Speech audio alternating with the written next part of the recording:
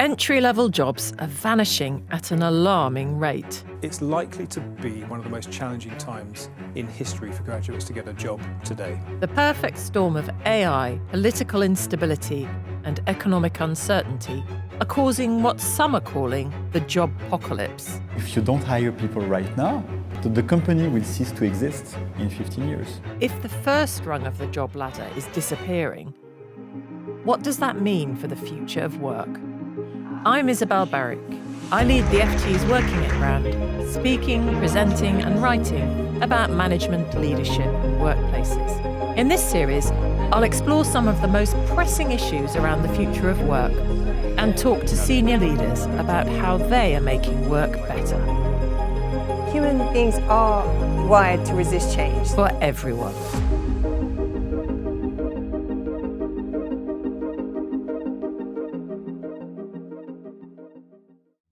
Job openings for graduates are at an all-time low. Job listings in both the US and UK are plummeting. And for the first time on record, levels of joblessness amongst graduates is above the overall unemployment rate.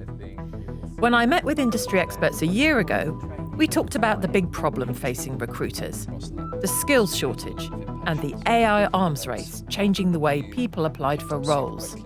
A lot has changed in this period, and not for the better. The issues with recruitment are still there, but what has changed is the rise in big graduate employers really cutting the number of jobs they're offering. There's some data from Indeed, which is one of the big job platforms, that says that the number of job vacancies for new graduates has dropped about 33%, about a third just over the past year. So that just means more people, because we know that more and more people are going to university chasing fewer and fewer jobs. Some people talk about this idea of a diamond-shaped structure where you might have your top people, your CEOs at the top, but then a lot of people in the middle, but not many people at the bottom. I struggle to figure out how that's going to work, because there's the very obvious problem that anyone can think of, that where are the people in the middle going to come from if you're only hiring a few at the bottom? Chris Eldridge, chief executive at recruitment firm Robert Walters, met me at the FT's video studio. So what are you seeing in the market for graduates at the moment? What's the big picture? I think if you zoom out, it's likely to be one of the most challenging times in history for graduates to get a job today. The one consistent factor is the economy. I think companies want to hire when they've got some foresight into the economy. And today, it's a really challenging time to be able to forecast what's going to happen next. We see that then in hiring numbers. Companies just don't want to risk their capital right now, and therefore they're just pausing the graduate intake. But that pause really has now lasted for 2.5 years. So what's the knock-on effect of a 2 or 3 year pause in early career hiring, further up in workforce development? I think what we'll end up doing is we'll end up finding in 2 or 3 years' time a kind of void of talent. If you're not bringing in new skills now, what you tend to do is hang on to the existing staff you've got and then you promote them. You potentially over-promote them. I think particularly when you look at the US market, what they're looking for when they say is kind of new applicants to the market, recent graduates, they don't mean someone that's coming out of university today. What they're really looking for is somebody with 1 or 2 years experience.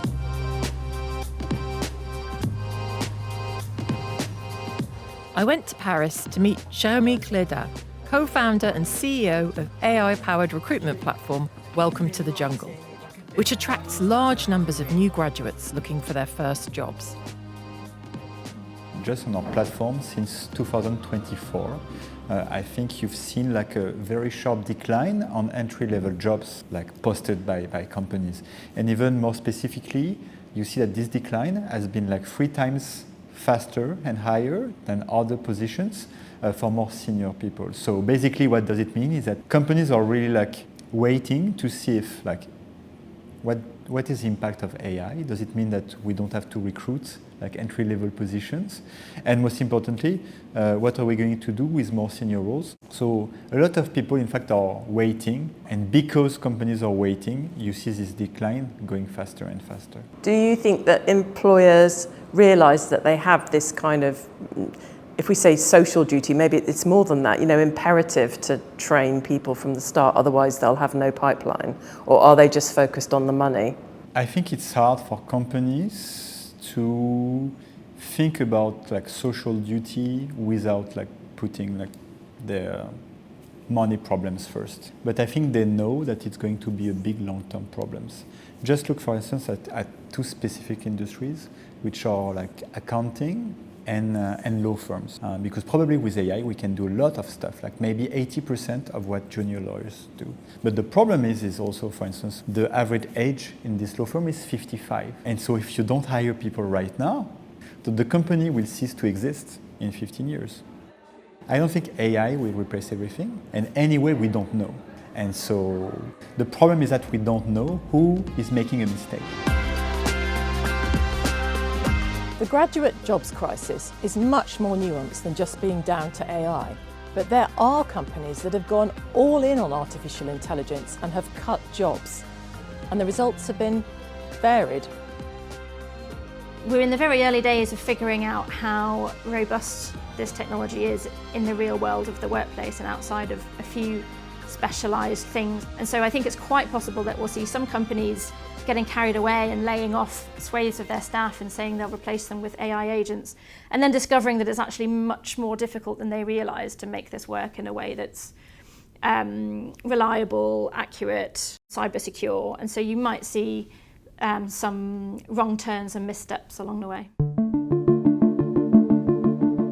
The legal profession is a sector that's likely to be radically reshaped by AI, certainly in terms of cutting the work typically done by graduate recruits.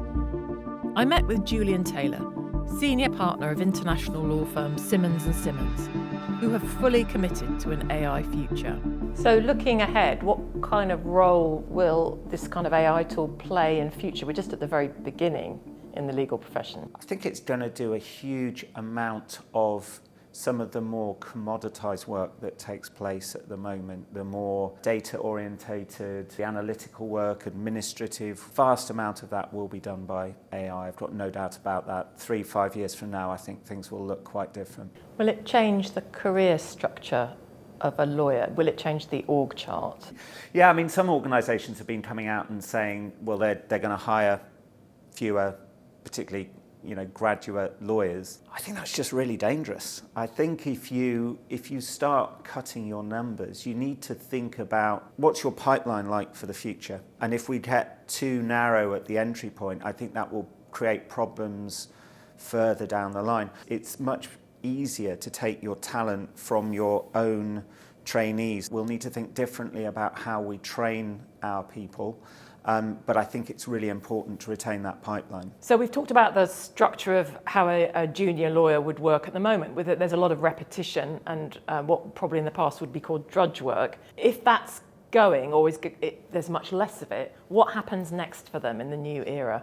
We'll need to find ways, if AI is doing that, of ensuring that they still learn. You learn from maybe the third or fourth time that you do that stuff. You're not still learning in quite the same way after the 20th or 25th time that you're doing it.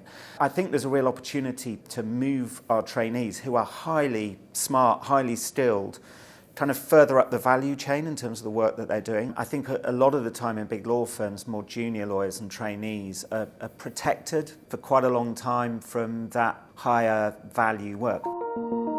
In 2023, Simmons & Simmons launched their in-house Gen AI tool called Percy. It's a retrieval augmented generation engine, and it's a way to process documents with a particular technique in the background to make them more accessible. The tool assists their employees to crunch through masses of documents and make sure they cover all the important points in their decision making. So we've asked it to help us draft some interview questions or potential questions that we might want to kind of get more information about the complaints he's raised. Here you can see that Percy has kind of spat out some questions by theme. Do you think you've lost anything by not having to read through reams and reams of documents in the same way? No, I don't think so. I mean, I'm still reading all the documents. I'll have read every single line of all the interview notes before I've produced any outcome because, again, you're never going to rely 100% on what Percy tells you. So I've still done that, but then what it's allowed me to do is kind of just ensure that the output that I'm creating is just that bit more accurate. So there's been some research that shows that humans tend to cognitively offload when we're using AI. We don't engage with it at quite the same intensity as when we're processing stuff that we're reading and writing about. How do you get past that? Because you have to as lawyers. Where you might see the cognitive offload happen is where people kind of shortcut their prompts, and naturally what you get back is also not as good. Here you can see that there's time's been taken out to actually produce the prompt, and that actually requires you to actively engage in what the output that you want is. So until you do that, you're then not actually going to get what you want from the AI. So your prompting skills are improving along with your legal skills? Yeah, absolutely. Being adept at writing prompts is currently key to using AI effectively in law firms and elsewhere. It requires us to communicate complex ideas effectively and clearly, and will be a skill most of us need for the future.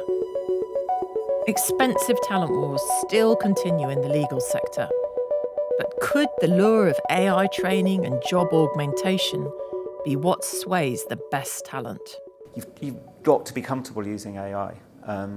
I've moved my messaging a bit internally when I'm doing town halls from trying to reassure people to I think people have to be a little bit scared, because I think jobs will disappear. We don't quite know how things will be in a few years' time. It's all changing pretty rapidly. So they need to be able to be flexible with whatever's taking place.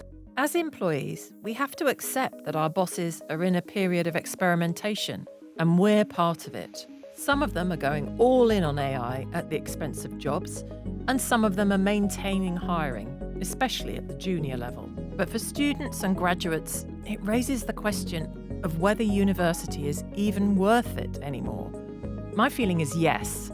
If you've got a degree from a top university, that's always going to start your career off on the right foot. But overall, the education system, both in schools and universities, is not equipping graduates and school leavers with the skills and also the critical thinking that they'll need for a future-proof career in the workplaces of tomorrow. So if you look back sort of hundreds of years to medieval times, one of the ways in which young people learned their skills was that they would be apprenticed to a master, and actually often their middle-class families would save up their money and pay that master craftsman to take their young person on. And you know, I have talked to some people who think that maybe that's going to be a model for the future, because if a big company can't really monetize the skills of their more junior people, rather than not hire them at all, maybe they'll be willing to take them on in exchange for some sort of fee. Or the alternative would be, you know, a return of a kind of indentured labour, which also happened with apprenticeships, whereby, you know, a company can say, well, look, we'll take you on and train you, even though we can't really sell your skills just yet.